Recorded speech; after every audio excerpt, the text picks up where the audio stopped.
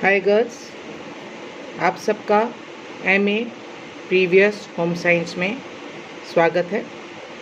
आज आपकी पहली क्लास है, इसलिए मैं आपको आज आपके सिलेबस से और आपके पेपर से थोड़ा सा इंट्रोड्यूस कराना चाहूँगी। तो इस साल यानी प्रीवियस में आपको 4 पेपर पढ़ने हैं और 2 प्रैक्टिकल आपके रहेंगे। सबसे पहला जो फर्स्ट पेपर है, जो एमए प्रीवियस का फर्स्ट पेपर कहलाएगा, वो है आपका advanced public health nutrition, right. Second paper है आपका advance family resource management and interior designing. Third paper आपका रहेगा advance human development and family studies. और फोर्थ पेपर है आपका extension techniques and programmes.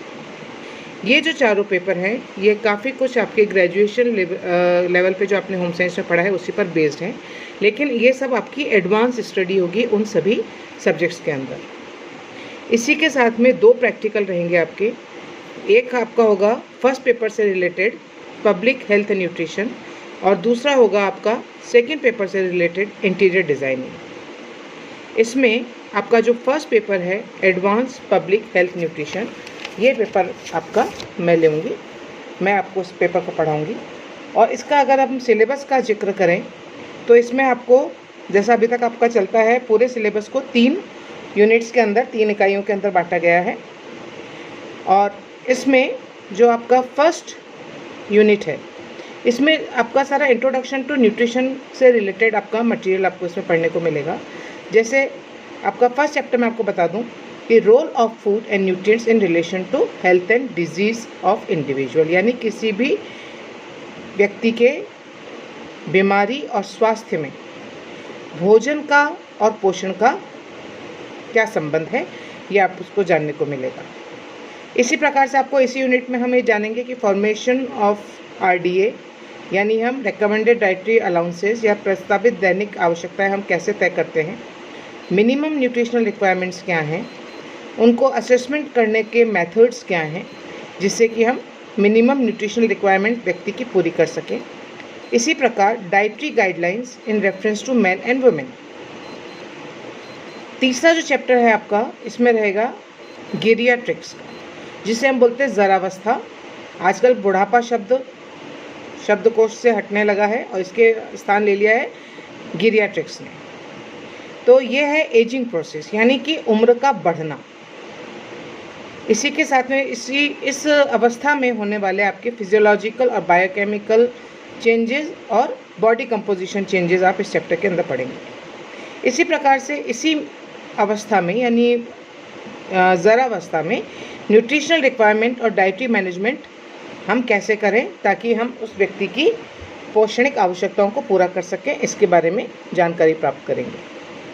Fourth chapter इसका रहेगा nutrition and health status of women and children in India, यानी कि भारत में महिलाओं और बच्चों का स्वास्थ्य स्तर क्या है, उसके स्टैटिक्स यानी उसके आंकड़ों के बारे में हम जानकारी इस चैप्टर के अंदर प्राप्त करेंगे। जो आपकी दूसरी यूनिट है वो आपकी आएगी जो सामाजिक स्वास्थ्य समस्याएं हैं उनसे रिलेटेड, क्योंकि आपके चैप्टर का नाम ही, आपके पूरे पेपर का नाम है एडवांस पब्लिक हेल्थ न्यूट्रिशन, यानी जहाँ पर हम पब्लिक हेल्थ की बात करते हैं, पब्लिक हेल्थ से डील करते हैं, तो कौन कौन सी समस्याएं आ सकती हैं या आई हैं, उनके बारे में हमको जानकारी देनी, राइट।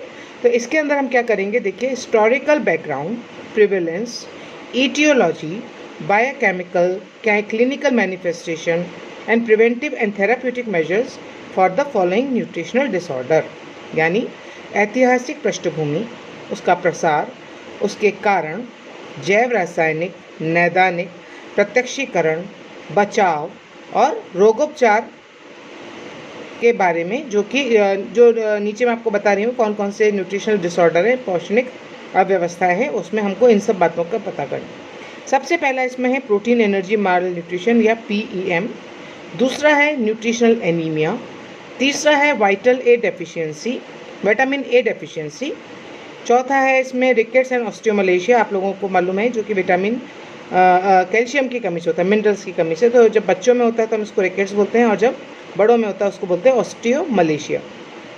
इसी प्रकार से इसमें हम लेंगे आयोडीन डेफिशिएंसी डिसऑर्डर, फिर हम लेंगे फ्लोरोसिस जो कि फ्लोरीन की अधिकता या कमी से हो सकता है, देन डायबिटीज़, फिर है आपका कोरोनरी हार्ट डिजीज़, और लास्ट है इसके अंदर भार असंतुलन।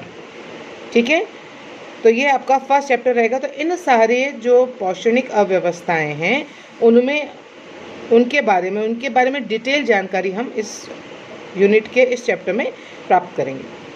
दूसरा जो चैप्टर है सेकंड यूनिट का, वो है आपका न्यूट्रिशनल स्टेटस यानी पोषणिक स्तर। इसका क्या मीनिंग है, इसको हम कैसे असेस करते हैं, ये सारी चीज़ें हम इस चैप्टर के अंदर पढ़ेंगे।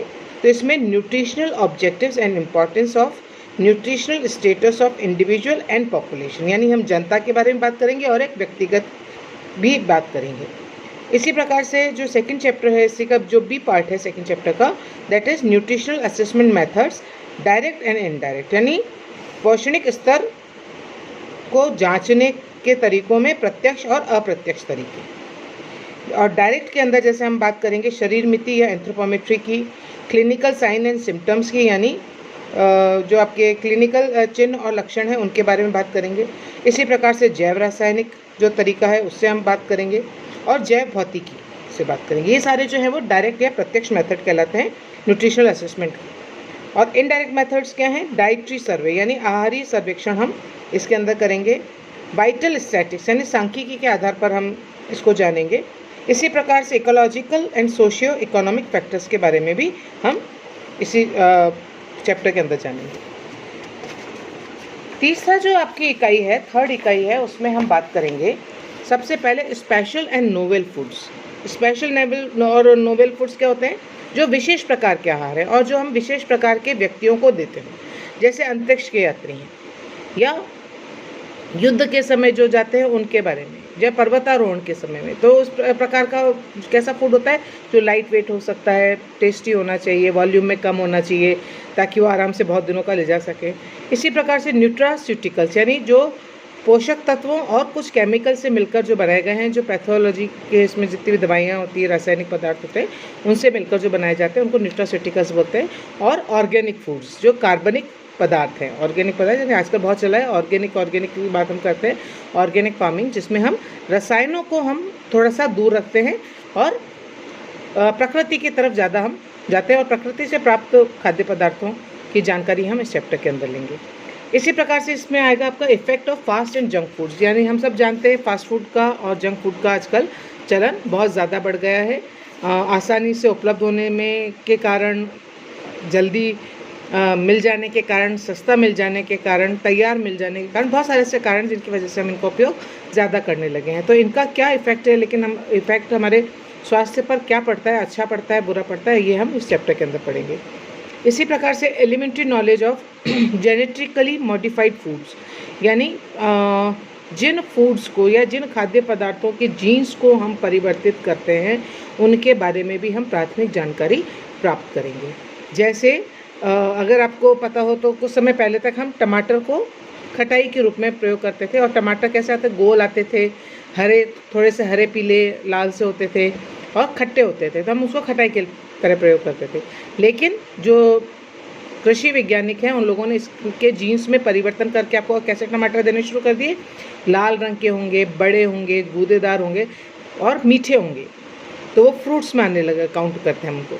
तो इस तरह से किसी भी उसके खाद्य पदार्थ के जीन्स को चेंज करके हम जो संकर जाति से कह सकते हैं कि संकरण के माध्यम से हम उसकी क्वालिटी, उसकी प्रजाति हम चेंज कर देते हैं। तो उन खाद्य पदार्थों को क्यों बनाया गया है या उसका क्या प्रभाव पड़ता है, ये सारा हम इस चैप्टर के अंदर जानेंगे। इसके बाद हम बात करेंगे कुछ न्यूट्रिशनल प्रोग्राम्स की।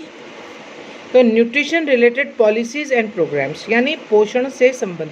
तो अभी जैसा आपको मालूम होगा कि प्रधानमंत्री ने भी राष्ट्रीय पोषण वर्ष मनाने का जैसा उन्होंने आह्वान किया है, तो ऐसे ही कुछ संस्थाएं हैं जो इस दिशा में काम करती हैं देश के पोषणिक स्तर को बढ़ाने की दिशा में। तो इसमें जो सबसे पहली इंस्टीट्यूट है जिसे हम बात करते हैं ICDS, integrated child development services या समेकित बाल विकास योजना, जो आंगनवाड़ी जितनी भी हैं हमारे यहाँ पर वो इसी ICDS के अंतर्गत कार्य करती हैं। और ये कहलाती आंगनवाड़ी है, लेकिन आंगनवाड़ी के अंदर बच्चों का और प्रेग्नेंट महिलाओं का और किशोरी बालिकाओं का इसमें देखभाल उसमें की जाती है। वहाँ पे इनको शिक्षा भी दी जाती है, वहाँ पर इनको जागरूकता भी दी जाती है, इनको कुछ टीकाकरण भी किया जाता है। बहुत सारी उसकी सुविधाएं वो डिटेल में हम इस चैप्टर के अंदर पढ़ेंगे। फिर है न्यूट्रिशनल एनीमिया प्रोफाइलैक्सिस प्रोग्राम। जैसा कि हम जानते हैं कि भारत में यदि हम महिलाओं की स्थिति देखें विशेष तौर पे, तो 50% से ऊपर आंकड़ा ऐसा है जिसमें हम ये देखते हैं कि महिलाएं एनीमिया से ग्रसित पाई जाती हैं। और इसका बहुत बड़ा कारण होता है कि राइट फ्रॉम द बिगिनिंग, शुरुआत से ही इनमें आयरन की कमी रहती है। तो जब गर्भवती माता या जो भी नई माता है उसमें अगर ब्लड की कमी है या हीमोग्लोबिन की कमी है, तो जो बच्चा पैदा हो रहा है उसके अंदर भी आपको वो कमी देखने को मिलेगी। तो वहीं से अगर कमी शुरू करेंगे तो नेचुरली उसका भविष्य भी उसी प्रकार से होगा। तो हम क्यों नहीं इसको हम राइट फ्रॉम द बिगिनिंग इसको चेक करें। तो उसके लिए न्यूट्रिशनल एनीमिया प्रोफाइलैक्सिस प्रोग्राम चालू किया गया है। इसके बारे में डिटेल में हम बात करेंगे जब इसको पढ़ेंगे। इसी प्रकार से vitamin A deficiency prophylaxis program है, एक एनीमिया का, दूसरा विटामिन ए का, तीसरा है नेशनल आयोडीन डेफिशिएंसी डिसऑर्डर, जिसको हम IDDB के नाम से भी जानते हैं। तो national iodine deficiency disorder control programme.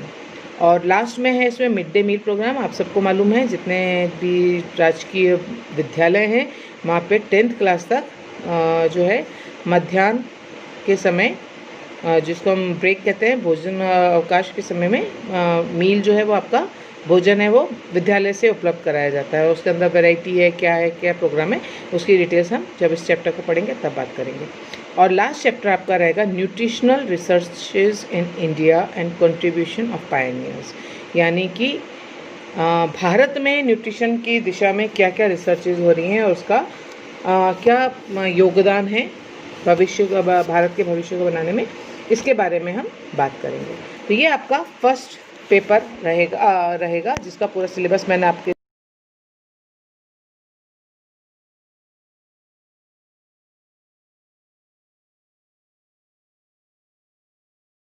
Individual यानी व्यक्ति के स्वास्थ्य और रोग में भोजन और पोषण का संबंध। ठीक है, तो वैसे तो देखें तो इट्स वेरी कॉमन टॉपिक और हम सब जानते हैं कि भोजन हमारे लिए कितना आवश्यक है और इस भोजन से हमको क्या प्राप्त होता है और ये कैसे हमारे स्वास्थ्य को बनाए रखने में मदद करता है और कैसे ये रोगों के उपचार में भी ये हमारी मदद करता है। तो सबसे पहले हम बात करेंगे कि भोजन मनुष्य की मूलभूत आवश्यकता है। वायु, जल और भोजन के बिना मनुष्य जीवित नहीं रह सकता। भोजन से मनुष्य को विभिन्न पोषक तत्व, कार्य करने हेतु ऊष्मा प्राप्त होती है और शरीर की वृद्धि और विकास, कोशिकाओं में हो रही टूट फूट की मरम्मत, रोगों से रक्षा, मानसिक संतुष्टि और शरीर में हो रही विभिन्न प्रक्रियाओं को सतत या लगातार चलाए रखने हेतु यह ऊर्जा और पोषक तत्व अत्यंत महत्वपूर्ण है।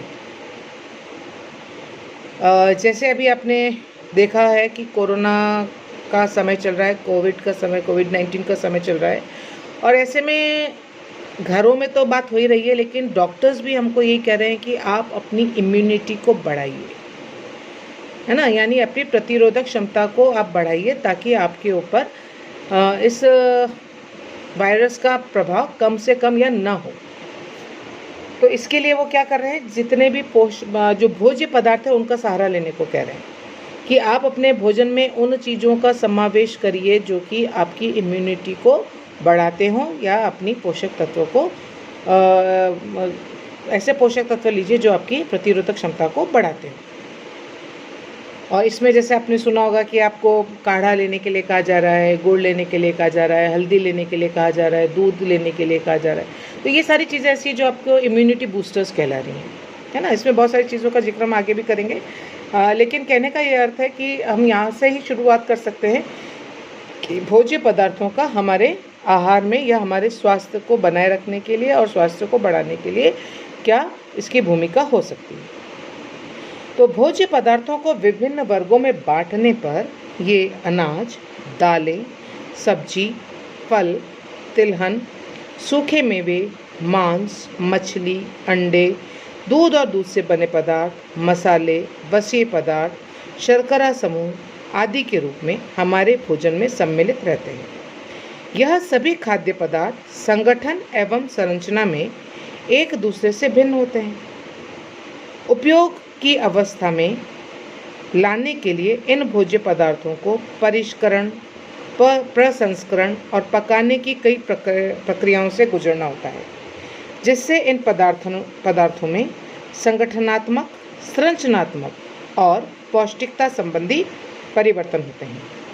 ग्रहण करने योग्य अवस्था में आने के बाद शरीर में जाकर ये भोज्य पदार्थ विभिन्न भूमिकाएं निभाते हैं, जैसे शारीरिक कार्यों के रूप में ऊर्जा प्रदान करना, वृद्धि और विकास करना, कोशिकाओं में होने वाली टूट फूट की मरम्मत और शारीरिक क्रियाओं के नियमन और नियंत्रण का कार्य करना। इन सब कार्यों की उचित क्रियान्विति के फलस्वरूप ही मनुष्य स्वस्थ रह सकता है। स्वस्थ रहने हेतु मनुष्य को इसके लिंग, कार्य और उम्र के अनुसार संतुलित भोजन लेना अनिवार्य है। संतुलित भोजन या आहार से यहाँ तात्पर्य उस आहार से है जिसमें शारीरिक आवश्यकता को ध्यान में रखते हुए सभी पोषक तत्वों का पर्याप्त मात्रा में सम्मिलित होना और उसके स्वस्थ रहने में सहायक सिद्ध होना। आहार में पोषक तत्वों की कमी होने पर व्यक्ति विभिन्न रोगों से ग्रसित हो सकता है, जैसे प्रोटीन की कमी होने पर प्रोटीन ऊर्जा कुपोषण, विटामिन सी की कमी होने पर स्कर्वी, थायमीन की कमी से बेरी, कैल्शियम की कमी से ऑस्टियोपोरोसिस या ऑस्टियोमलेशिया, विटामिन डी और कैल्शियम की कमी से रिकेट्स आदि। तो ऐसे जितने भी भोज्य पदार्थ हैं, जितने भी पोषक तत्व हैं रादर, तो उन सब की कमी से कोई ना कोई विपरीत प्रभाव आपको स्वास्थ्य पर देखने को मिलता है और इसी से आपको उसके महत्व की भी जानकारी प्राप्त होती है कि वो कितना महत्वपूर्ण है। यदि एक भी पोषक तत्व आपके आहार में, आपके शरीर में उसकी मात्रा कम हो जाती है तो वो किसी न किसी लक्षण के रूप में आपके सामने प्रस्तुत हो जाता है और जिसका फिर आपको उपचार करना होता है। तो बेहतर है कि हम अपने आहार को शुरू में ही संतुलित बनाएं और पूर्ण आहार लें, संतुलित आहार लें, पर्याप्त आहार लें, ताकि हमको इनकी किसी भी पोषक तत्वों की कमी को नहीं झेलना पड़े। तो मनुष्य को अपने दैनिक क्रियाकलापों के निर्वहन के लिए भी भोजन और पोषक तत्वों की आवश्यकता होती है। विभिन्न कार्यों के संपादन के लिए आवश्यक ऊर्जा प्राप्त करने के लिए, रोगों से लड़ने के लिए शक्ति यानी प्रतिरोधक क्षमता बढ़ाना यानी इम्यूनिटी को इंक्रीज करना आदि मनुष्य भोजन से ही प्राप्त करता है। यहाँ तक कि विभिन्न रोगों की तीव्रता को भी मनुष्य के आहार में परिवर्तन कर एक सीमा तक नियंत्रित किया जा सकता है। पथ्यापथ्य या डाइटेटिक्स के विभिन्न सिद्धांतों का पालन कर व्यक्ति अपने आहार में रोग के अनुसार परिवर्तन कर रोग को बढ़ने से रोक सकता है और कई बार उनका उपचार भी कर सकता है और यही विद्या उपचारात्मक पोषण कहलाती है। तो इन सब बातों से आप समझ गए होंगे कि व्यक्ति के स्वास्थ्य और रोगों में भोजन और पोषण का कितना महत्व है। जैसे आपको कुछ एग्जांपल और देना चाहूँगी, जैसे डायबिटीज़ का यदि कोई रोगी है तो हम उसके आहार में से क्या करते हैं, कार्बोहाइड्रेट की मात्रा को हम कम कर देते हैं और इसके लिए हम उसको कहते हैं आप चावल नहीं खाएं, आप आलू नहीं खाएं, आप सिर्फ गेहूं नहीं खाएं, बल्कि आप इसके स्थान पर मिस्सी रोटी का प्रयोग करें और आप कुछ कड़वी चीज़ों का प्रयोग करें जिससे कि डायबिटीज़ का स्तर या रक्त में शर्करा की मात्रा को कम किया जा सके। इसी प्रकार से ब्लड प्रेशर के जो मरीज होते हैं, जो उच्च रक्तचाप से पीड़ित होते हैं, उनको हम कहते हैं आप नमक कम खाइए, क्योंकि नमक में उपस्थित सोडियम वो वाटर रिटेंशन को बढ़ाता है, जल में शरीर में जल के ठहराव को बढ़ाता है, तो जिससे व्यक्ति में सूजन दिखाई देने लगती है। तो ये भी एक चिन्ह है जिससे हमको पता चलता है कि व्यक्ति कहीं बीपी का रोगी तो नहीं है या उसको उच्च रक्तचाप तो नहीं है। ठीक है। इसी प्रकार से हम बात करें एसिडिटी की, तो एसिडिटी में हम कहते हैं भाई आप खट्टे पदार्थ नहीं खाओ, आप मसाले युक्त पदार्थ नहीं खाओ, आप ऐसी चीज़ें खाइए जो आपके उसको एसिड को न्यूट्रलाइज कर सके, तो हम क्षारीय चीज़ खाने की उनको सलाह देते हैं। तो आप जितने भी रोग देखेंगे आगे, आप जितनी भी बात करेंगे, इसी प्रकार से आप वजन की भी यदि आप बात करते हैं, पतला होने की बात करते हैं, मोटा होने की बात करते हैं, इन सब में हम कम से कम 50% हम ये कह सकते हैं कि उसके अंदर भोजन और पोषक तत्वों का उसमें सीधा सीधा उसकी भूमिका होती है। और इन सबको मिलाकर हम ये कह सकते हैं कि व्यक्ति के स्वास्थ्य